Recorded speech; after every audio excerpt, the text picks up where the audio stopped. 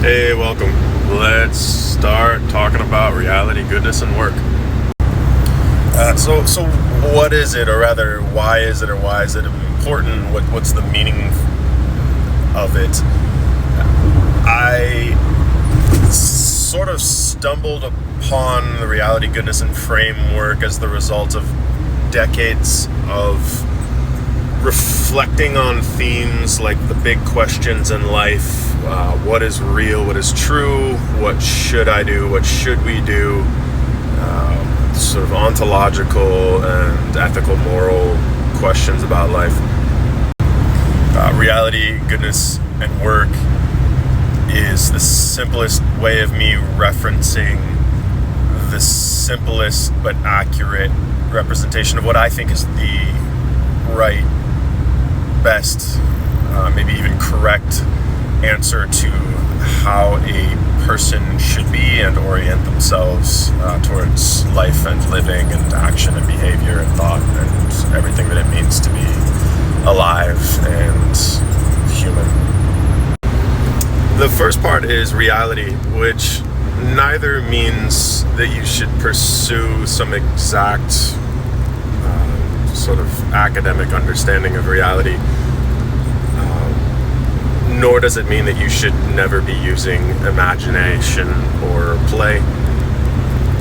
Reality means to say that we should relatively be leaning towards and considering reality, what's real. We should lean towards truth. We should lean towards what's real. If we're building something based off of ideas that are not real and true, then there will be no actual progress. Nothing will stick. There's no use in doing this exercise at all. So for reality, roughly speaking, it means at any given moment you can check in with yourself and say, am I daydreaming about something absurd, a TV show, so on and so forth? Could I instead be engaging my reality, speaking to someone in my vicinity, thinking about my plans for the day, so on and so forth? The second part is goodness, which is actually a little more tricky in my opinion. Firstly, it's not about understanding absolute goodness, and it's not about understanding what I or anyone else specifically prescribes for behavior, so on and so forth. In reflecting deeply on goodness, I found that the furthest we can get with an objective definition is merely what works. Pretty much anything beyond merely what works starts to become subjective, which means that it's somewhat up to you. Now, if you refer back to our first part, reality, when I say that something is subjective, it doesn't mean that anything is as good as anything else. It doesn't mean that everything is equally good. That's patently absurd. It means, though, that there's room as you discover your reality, your what's around you, your models and theories for the world, as well as your understandings of yourself and your preferences and your desires, and you begin to cross-reference them and have intuition and pull. You can begin to notice, is this short-term satisfaction better to pursue or not than this other long-term goal, so on and so forth. And that's, again, up to you.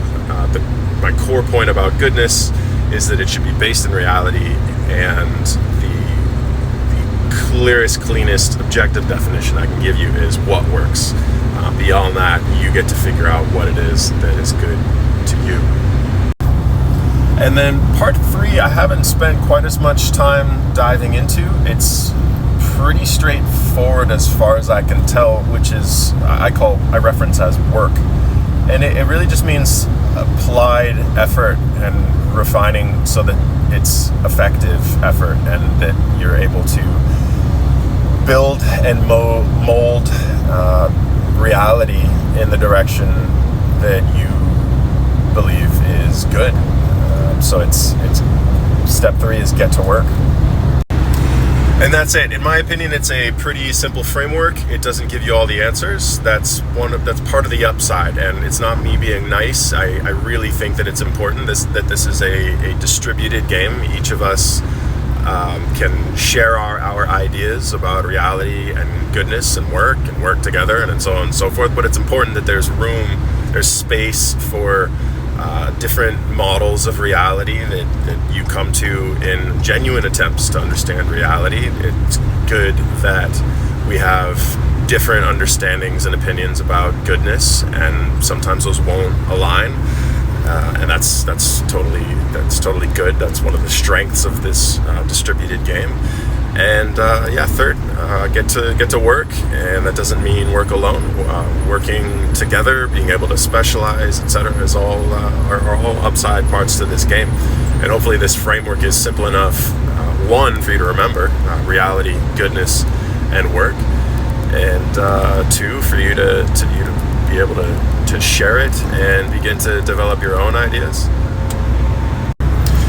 And that's it. As reality is my number one, I'm always open to other ideas and disagreements. If there's any holes in my system, I'm open to it. One of the major holes that I've considered is that maybe functionality and sort of survival, and that should be considered first, so on and so forth. But one of the nice things about this framework is that even that theory that I just offered as a counterexample, it fits within goodness. In a way, my framework, reality, goodness, and work, fits within the goodness. I'm making a claim of that reality, goodness, and work framework is good in reality. And so I really do think this is a sort of solid basis and catch-all and framework for people beginning to answer the largest questions in life, which I think are ontological, or what's real, what's true, and ethical and moral, behavioral. What should we do? What is ought? What ought we do? Which I think are the two most important questions that we can ever be reflecting on. And again, don't just get lost in thought. Don't just get lost spinning your wheels, reflecting on reality and goodness. This is really also about getting to work and making the change and being the change that you think is good in the world that you think is real. Thanks for listening. More soon. Bye.